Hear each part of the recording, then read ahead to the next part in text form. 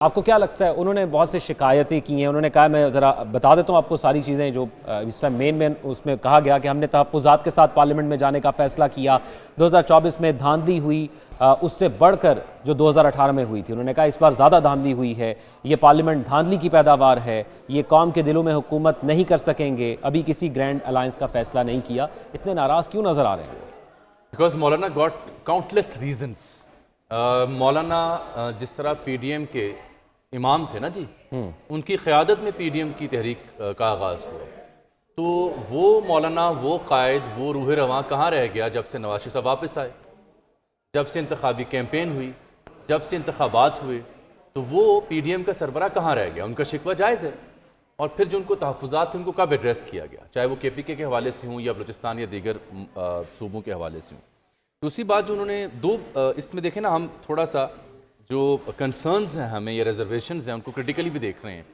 2-3 چیزیں اس سب کے بیچ پھر بھی مثبت ہیں۔ مثلا اگر مولانا پارلیمان میں جانے کی بات کریں تو کمینڈیبل۔ اگر پی ٹی آئی نے in like their past assembly سے آپٹ آؤٹ کرنے کی بجائے اسمبلی میں رہ کے بات کرنے کا فیصلہ کیا ہے، تو آئی تھنک سم ہاؤ جو ہماری جمہوریت کو بہت زیادہ خطرہ لاحق ہو چکا ہے، اس میں یہ 2-3 اچھے اشارے ہیں کہ پی ٹی آئی بھی اپنی اسٹرینتھ پارلیمان میں شو کرے گی، اور مولانا بھی ڈیسائیڈ کر رہے ہیں کہ پارلیمان میں ہی جانا ہے، ووٹ کسی کو نہیں دیں گے۔ رہ گی بات مولانا کی، تو ان کا ایک خاص جملہ یہ ہے کہ جمہوریت اپنا مقدمہ ہار رہی ہے۔ اس کی سب سے بڑی دلیل یہ ہے کہ اگر پی ٹی آئی صرف دھاندلی کی شکایت کرتی ہے تو سمجھ آتی ہے جی نون لیگ اور پی ٹی آئی کے آپس میں نہیں بنتی، اور پی ٹی آئی تو ہمیشہ دھاندلی کی بات کرتی ہے، لیکن اس تھیسز میں وزن تب ڈلتا ہے جب خود نواز شریف صاحب کے پیپلز پارٹی کے حامی اتحادی پی ڈی ایم کے سربراہ مولانا دھاندلی کی شکایت کریں گے، اور پھر اچکزئی صاحب شکایت کریں گے، تو پی ٹی آئی کے جو دلیل ہے یا ان کا جو بیانیہ ہے اس میں وزن ڈلتا ہے، اور دنیا بھر کی توجہ بھی اس جانب مبذول ہوتی ہے۔ اب دیکھیں، کچھ دیر پہلے الجزیرہ کی سرخی تھی کہ prime minister Shehbaz Sharif is all set to be elected after controversial election results. اچھا، ایون جو انٹرنیشنل جرائد ہیں جو فریم کر رہے ہیں، وہ بھی جو فریم کر رہے ہیں، اس میں یہ نقطہ جو پی ٹی آئی یا اتحادی اٹھا رہے ہیں ان کے، وہ خارج از امکان نہیں ہوگا۔ تو اس اسمبلی کو، اس گورنمنٹ کو، اب لیگیسی تو درست لفظ نہیں ہے، اس چھاپ کے ساتھ آگے چلنا ہے۔ اس چھاپ کے ساتھ آگے چلتے ہوئے وہ کیسے مساک مفاہمت اور مساک معیشت کی بات کریں گے؟ یہ چونکہ مساک مفاہمت کا جملہ یاد رکھیں بلاول اور زرداری صاحب کا ہے، اور زرداری صاحب کی جب پہلی تقریر آئے گی اس میں بھی اس ایک جملے پہ زیادہ ایمفیسائز کیا جائے گا۔ اور خبر اور تجزیے کی روشنی میں بتا دوں آپ کو کہ زرداری صاحب اور پیپلز پارٹی کابینہ کے دوسرے حصے میں کابینہ کا حصہ تب تک نہیں بنیں گے جب تک مساک مفاہمت کی کوئی شکل نظر نہ آئی۔ اچھا، اسلام آباد سے ہمیں ہمارے پریزیڈنٹ ایک نیوز فہد حسین صاحب نے بھی جوائن کر لیا ہے، ان کے ساتھ ڈائریکٹر نارتھ محمد عادل صاحب بھی موجود ہیں، اور ان کے ہمراہ کچھ دیگر پینلسٹ بھی وہاں سے اسلام آباد سے ہمیں جوائن کریں گے ایک صحافتی کنٹینر کے اوپر سے۔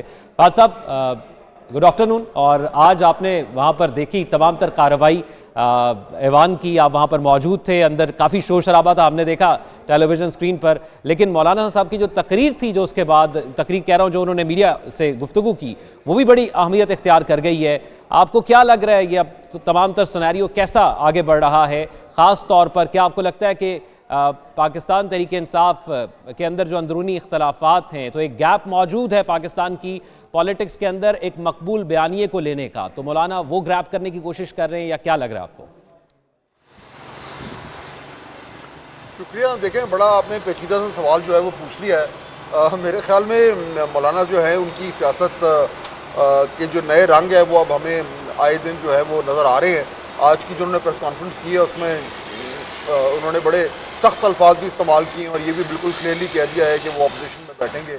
اور میرے خیال میں ایک وہ امپورٹنٹ بات تھی جو انہوں نے کی، جس میں انہوں نے کہا کہ میرا دل تو کر رہا ہے کہ میں محمود خان اچکزئی صاحب کو ووٹ دوں، لیکن پارٹی کی جو فیصلہ ہے وہ یہ ہے کہ ان کو ہم نے بوائیکاٹ کرنا ہے۔ تو وہ میرے خیال میں مولانا صاحب اب چاہیں گے کہ اپنی سیاست کو بڑے یعنی سوچ سمجھ کر وہ اپنی پوزیشننگ جو ہے وہ کریں۔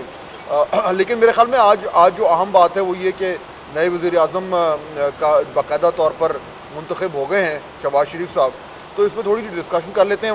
میرے ساتھ عادل صاحب کو تو آپ سب جانتے ہی ہیں، ہمارے ڈائریکٹر نارتھ مرکز موجود ہیں، اور عامر وسیم صاحب جو کہ بیورو چیف ہیں روزنامہ ڈان کے، اور بڑے ہی عرصے سے میں یہ نہیں بتاؤں گا کتنے عرصے سے، ورنہ آپ کو ان کی ایج پتہ لگ جائے گی، لیکن لیکن بہت ہی عرصے سے یہ اسلام آباد سے رپورٹنگ کر رہے ہیں، پولیٹیکل رپورٹنگ کرتے ہیں، اور اسلام آباد کی میں جو پاور گیمز ہیں ان کو بڑی قریب سے انہوں نے دیکھا بھی ہے، دیکھ بھی رہے ہیں، اس پہ لکھتے بھی ہیں. تو آج ہماری خوش قسمتی ہے کہ ہمیں یہ ادھر یہاں پہ جوائن کر رہے ہیں اس بڑے اہم موقع پہ. تو اگر عادل صاحب آگے جانتے ہیں تو عامر صاحب سے ہم شروع کریں. جی بالکل عامر صاحب.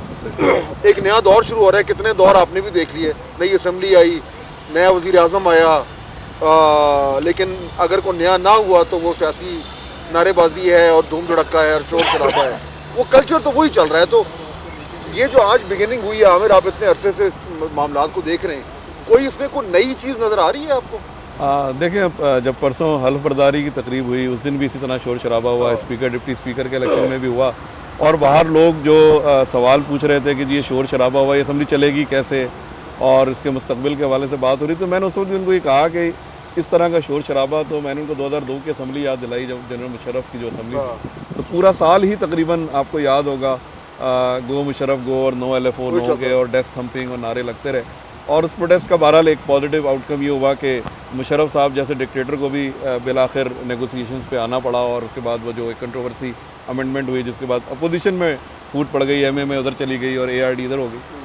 اسی طرح سے جو پچھلی اسمبلی تھی اس کی میں اگر مثال دوں تو اس میں تو پی ٹی آئی حکومت میں ہونے کے باوجود ایک اپوزیشن نظر آ رہی تھی، بالکل ایسے ہی. اور یہی نعرے بازی یہی شور ہم نے اس وقت دیکھا. تو قسمت وہ حکومت میں آ کے اپوزیشن میں آ گئے، ہمیں تو پتہ ہی نہیں لگا. اور پی ٹی آئی کی جو پالیٹکس ہم دیکھتے آ رہے ہیں 2011-12 سے، جب سے مینار پاکستان کا جلسہ جو مشہور جہاں سے پی ٹی آئی کو ایک جسے آپ کہتے ہیں کہ بوسٹ ملا، تو وہ ایجیٹیشنل پالیٹکس ہی وہ کرتے چلے آ رہے ہیں. اور حکومت میں آ کے بھی لوگ یہی کہتے تھے کہ عمران خان شاید وزیر اعظم ہو کے بھی کنٹینر پر ہی بیٹھے ہیں. تو اب تو ان کے پاس ایک کھلا موقع ہے اسمبلی کے اندر اپنی یہ مہارت جو ہے ان کی جو ان کو کام آتا ہے وہ دکھانے کا.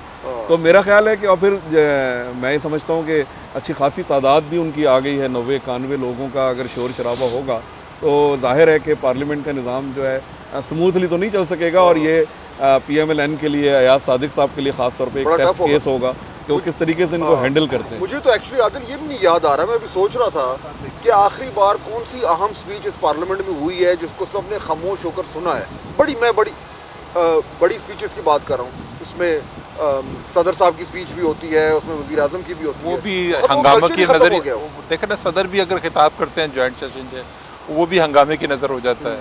آج تک کسی صدر نے تسلی کے ساتھ جو ہے وہ پارلیمنٹ سے گفتگو نہیں کی. پارلیمنٹ ایک قسم کی ربڑ اسٹیمپ سے زیادہ اس کی کوئی حیثیت نہیں ہے. ہمارے پارلیمنٹیرینز نے ہی اس کی جو اہمیت اور اس کی حیثیت ہے وہ اس کو ایک ربڑ اسٹیمپ کے طور پہ رکھی ہے.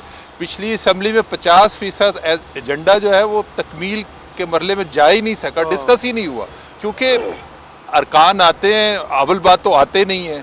موسٹ آف دا ٹائم جو ہے وہ کورم کا ہی مسئلہ جو ہے وہ اسمبلی میں رہتا ہے.